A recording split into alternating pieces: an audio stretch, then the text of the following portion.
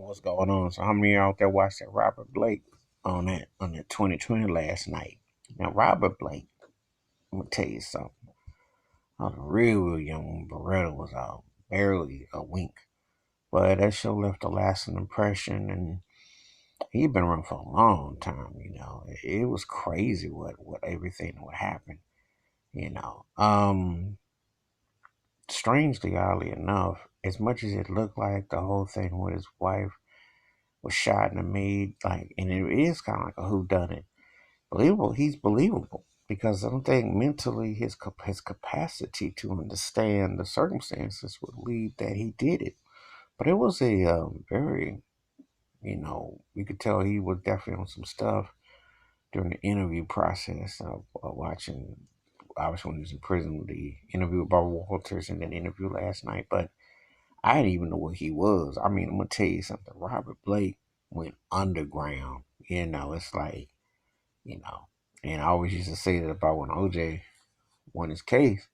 I said he should take lessons from Robert Blake because Robert Blake did, until last night.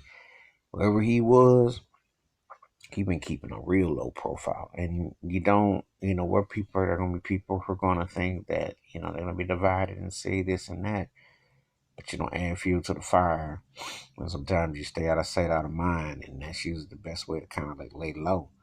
But it was it was a very twisted love triangle involving the mother of his child and Kristen Brando and everything. I was like, whoa, some pretty twisted stuff going on.